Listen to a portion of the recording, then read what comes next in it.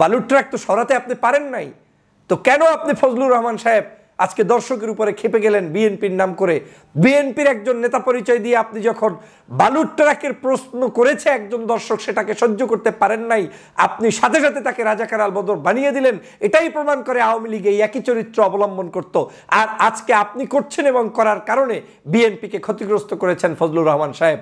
একজন সাধারণ নাগরিক যে কোনো প্রশ্ন রাজনীতিবিদের কাছে করতে পারে, জানতে চাইতে পারে, আপনি সদুত্তর দিবেন, কিন্তু কোনো সাধারণ নাগরিকের প্রশ্নের উত্তর না দিয়ে তাদেরকে রাজাকার বানানো, আলবদর বানানো, আলশামস বানানো কিংবা জামাত শিবিরের ট্যাগ লাগানো, এটা সম্পূর্ণ রাজনৈতিক আদর্শ পরিপন্থী কাজ, এবং এটা করেই শেখ হাসিনার পতন হয়েছে। আর আপনারাও এই একই কাজ করে বিএনপির পতন ঘটানোর জন্য উঠে পড়ে লেগেছেন।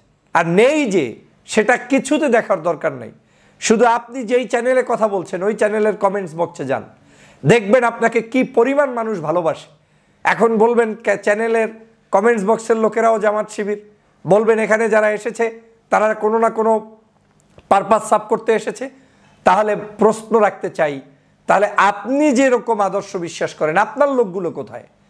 তারা কি কেউ কমেন্টস করতে আসে না? যদি বলেন না তারা আসে না, তাহলে আপনি সেই সকল চ্যানেলে আসেন কেন যেই চ্যানেলে আপনি আসলে আপনাকে ই করে? বাংলাদেশের একটা চ্যানেল পাবেন না যেখানে কমেন্টস বক্সে আপনাকে গালিগালাজ না করে। আপনারা জানেন গতকালকে ফেস দ্য পিপলে এক ভদ্রলোক বিদেশ থেকে প্রশ্ন করেছিলেন ফজলুর রহমান সাহেবকে, 15 বছরে বালুর ট্রাক সরাতে পারেনি বিএনপি, এই ধরনের একটি মন্তব্য তিনি করেছিলেন। কিন্তু সেই বালুর ট্রাকের 15 বছরের প্রশ্ন শোনার সাথে সাথে এবং তার আগেই তার এই বক্তব্যগুলো শুরুর মাঝখানেই তারা একে অপরের সাথে এমনভাবে কাদা ছড়াছড়িতে লিপ্ত হচ্ছিল, বিষয়টা দেখে আমার চরমভাবে খারাপ লেগেছে। আমি যখন দেখেছি একজন দর্শক তিনি তার জায়গা থেকে প্রশ্ন করবেন এবং সেই প্রশ্নটা শুধুমাত্র বালুর ট্রাক নয়, যে কোনো ইস্যুতে তিনি প্রশ্ন করতে পারেন। একজন রাজনীতিবিদের কাজ হচ্ছে সেই প্রশ্নগুলো সুন্দর মতো শুনে সেটার প্রতি উত্তর সুন্দরভাবে দেয়া। আপনি কখনোই আওয়ামী লীগ যে আচরণ করেছে একই আচরণ আপনি কখনোই করতে পারেন না। একজন দর্শক হচ্ছে বাংলাদেশের সকল মানুষের।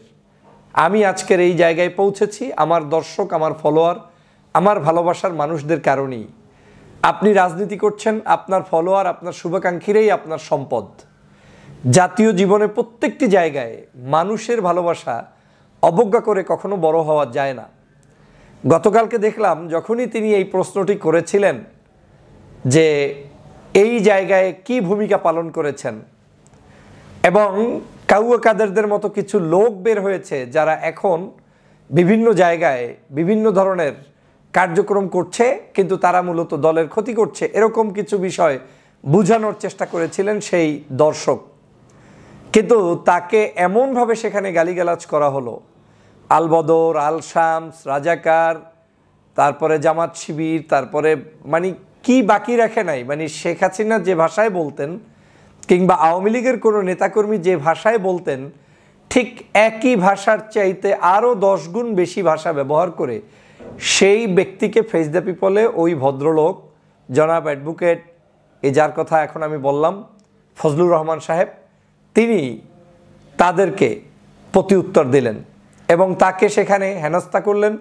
এবং তিনি এক প্রকার সেখান থেকে উঠে পালিয়ে যেতে চাইলেন, যে কোনোভাবেই তিনি টকশো আর করবেন না, তিনি চলে যাবেন। দাঁড়িয়ে গেলেন, ক্যামেরা অফ করলেন, আবার বসানোর চেষ্টা করা হলো, তাকে বসিয়েছে যে কোনো মূল্যে ফেস দ্য পিপলের সাগর ভাই।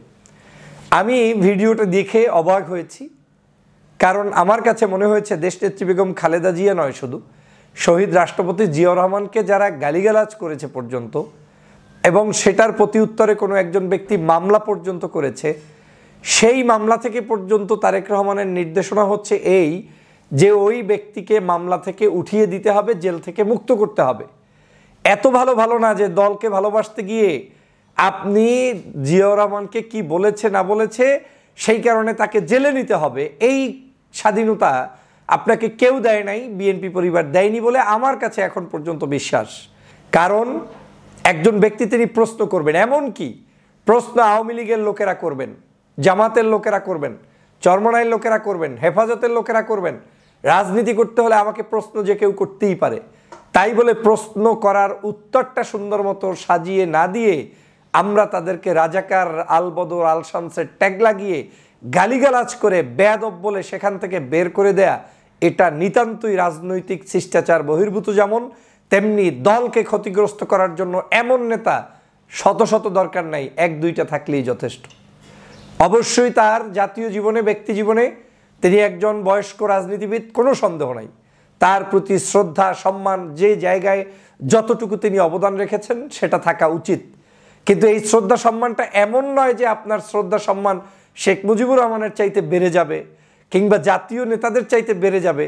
বাংলাদেশে এখন জাতীয় ওই ধরনের বড় বড় নেতাদের ছবি মেট্রো রেলের সামনে পিলারের সাথে লটকিয়ে রেখে জুতার মালা পরিয়ে রেখেছে সাধারণ জনগণ।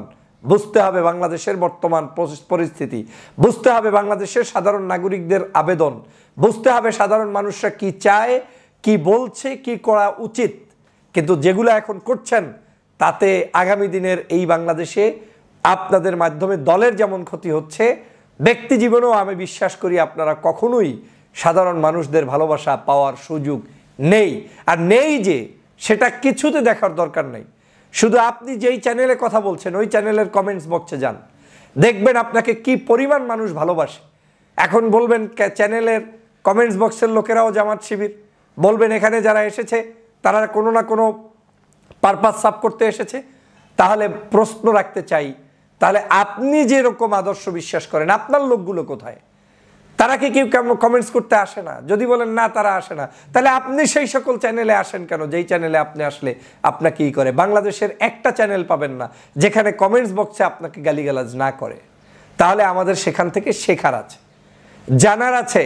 জনগণকে খেপিয়ে তোলার কোনো সুযোগ নেই। বাংলাদেশে গত 16 বছর আমাদের প্রত্যেকেরই কম বেশি ব্যর্থতা ছিল, নাইসলি উত্তর দেওয়ার সুযোগ আছে। দেশনেত্রী বেগম খালেদা জিয়া একজন মজলুম, নাইসলি উত্তর দেওয়ার সুযোগ আছে। তারেক রহমান সাহেবের উপরে পরিকল্পিতভাবে জুলুম অত্যাচার করা হয়েছে, নাইসলি উত্তর দেওয়ার সুযোগ আছে। কিন্তু আপনি আওয়ামী লীগের মতো করে ক্ষিপ্ত হয়ে রাজাকার, আলবদর ট্যাগ লাগিয়ে দিলেই যে সমাধান হয়ে যাবে এমনটা নয়, বরং এই আচরণের মধ্য দিয়ে সারা বাংলাদেশের মানুষের কাছে দলের ইমেজ যেমন ক্ষুণ্ণ হচ্ছে, কারণ আপনি তো দলকে ক্যারি করছেন, আর দ্বিতীয় ক্ষুণ্ণ হচ্ছে আপনি যে কি করবেন ভবিষ্যতে সেটাও মানুষ বুঝে যাচ্ছে।